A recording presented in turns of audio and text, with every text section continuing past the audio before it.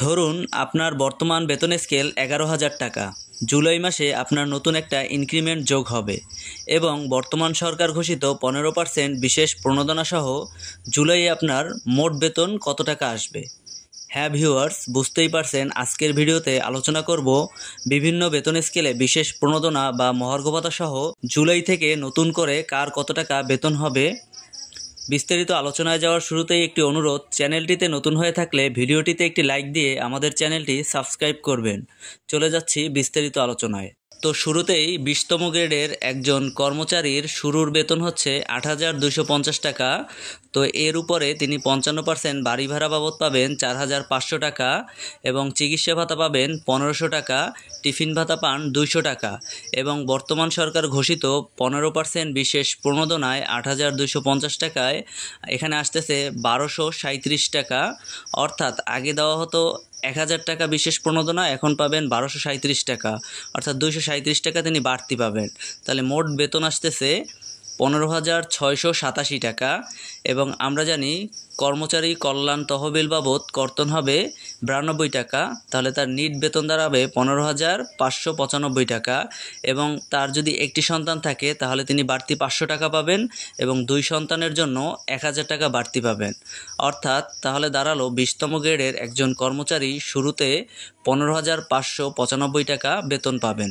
এর পরবর্তী বছরে একটা ইনক্রিমেন্ট যোগ হলে তার মূল বেতন দাঁড়াবে 8,670 টাকা এবং বাড়ি ভাড়া পাবেন 4,500 টাকা, চিকিৎসা ভাতা 1,500 টাকা, টিফিন ভাতা পাবেন 200 টাকা এবং 15% বিশেষ প্রণোদনায় পাবেন 1,300 টাকা।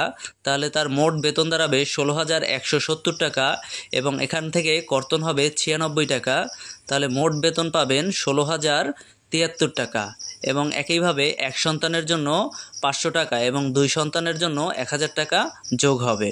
এর পরবর্তী বছরের ইনক্রিমেন্টে অর্থাৎ যার বর্তমান বেতন 8,670 টাকা, জুলাইয়ে একটা ইনক্রিমেন্টে তার বেতন দাঁড়াবে 9,110 টাকা এবং বাড়ি ভাড়া বাবদ পাবেন 4,555 টাকা এবং চিকিৎসা ভাতা 1,500 টাকা, টিফিন ভাতা 200 টাকা, বিশেষ প্রণোদনা 15% আসতেছে 1,366 টাকা। মোট বেতন হবে 16,731 টাকা এবং এখান থেকে কর্তন হবে 101 টাকা। তাহলে নিট বেতন 16,630 টাকা। এর পরবর্তী বছরের ইনক্রিমেন্টে তার বেতন দাঁড়াবে 9,570 টাকা এবং তিনি বাড়ি ভাড়া পাবেন 4,785 টাকা এবং চিকিৎসা ভাতা যেটা আমরা জানি 1,500 টাকা করে এবং টিফিন ভাতা 200 টাকা, বিশেষ প্রণোদনা 15% পাবেন 1,435 টাকা। তাহলে মোট বেতন দাঁড়াবে 17,490 টাকা এবং কর্তন হবে এখান থেকে 105 টাকা। তাহলে নিট বেতন 17,384 টাকা, অর্থাৎ জুলাইয়ে তিনি 17,384 টাকা বেতন পাবেন। এর পরবর্তী বছরের ইনক্রিমেন্টে তার বেতন দাঁড়াবে 10,050 টাকা এবং বাড়ি ভাড়া পাবেন 4,800 টাকা, চিকিৎসা ভাতা 1,500 টাকা, টিফিন ভাতা 200 টাকা এবং বিশেষ প্রণোদনা 15% পাবেন 1,507 টাকা। তাহলে নিট বেতন দাঁড়াচ্ছে 18,057 টাকা।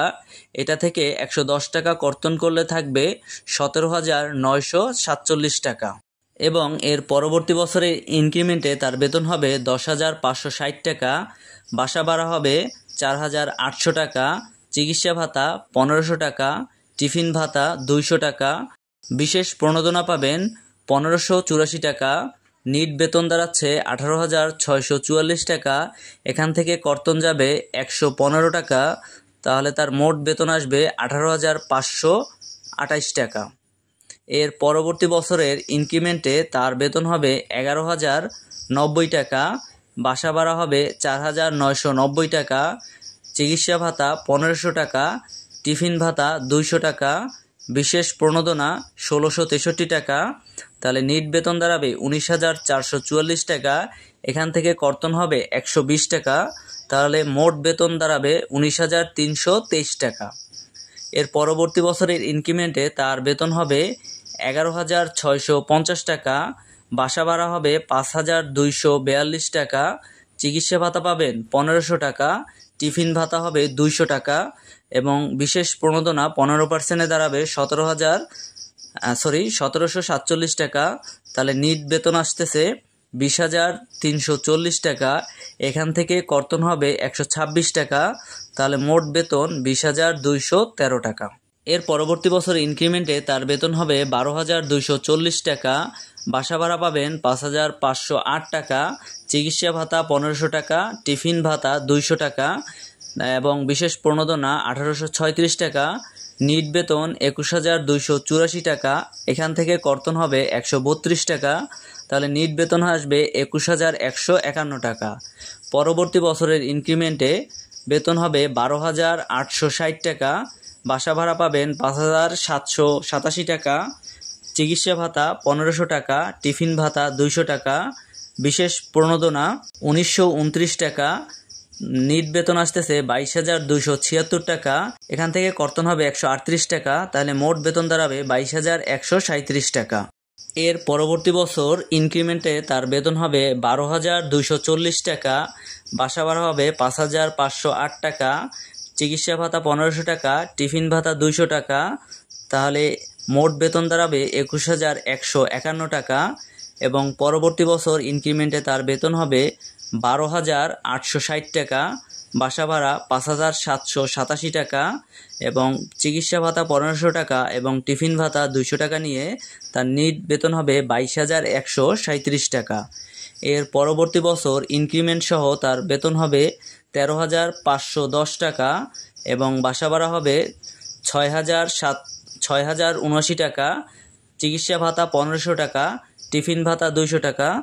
মোট বেতন দাঁড়াবে 23,170 টাকা। পরবর্তী বছরের ইনক্রিমেন্ট সহ বেতন হবে 14,190 টাকা। বাসা ভাড়া হবে 6,385 টাকা, চিকিৎসা ভাতা 1500 টাকা, টিফিন ভাতা 200 টাকা। মোট বেতন দাঁড়াবে 24,252 টাকা। এর পরবর্তী বছরের ইনক্রিমেন্ট সহ বেতন হবে 14,900 টাকা। বাসা ভাড়া হবে 6,705 টাকা, চিকিৎসা ভাতা 1500 টাকা, টিফিন ভাতা 200 টাকা, বিশেষ প্রণোদনা 2,235 টাকা। নিট বেতন দাঁড়াবে 25,381 টাকা। এর পরবর্তী বছরের আবার 5% ইনক্রিমেন্টে তার বেতন হবে 15,650 টাকা। বাসা ভাড়া 7,042 টাকা, চিকিৎসা ভাতা 1500 টাকা, টিফিন ভাতা 200 টাকা, বিশেষ প্রণোদনা 2,347 টাকা। তাহলে মোট বেতন দাঁড়াবে 26,580 টাকা। এর পরবর্তী বছরের ইনক্রিমেন্টে তার বেতন হবে 16,440 টাকা।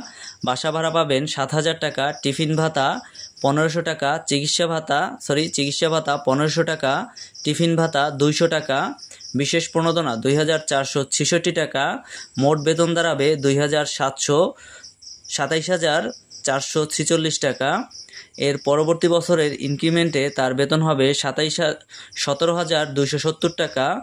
বাসা ভাড়া 7,000 টাকা, চিকিৎসা ভাতা 1500 টাকা, টিফিন ভাতা 200 টাকা, বিশেষ প্রণোদনা 2,590 টাকা। মোট বেতন দাঁড়াবে 28,400 টাকা। এর পরবর্তী বছরে 5% ইনক্রিমেন্ট সহ তার বেতন হবে 18,140 টাকা।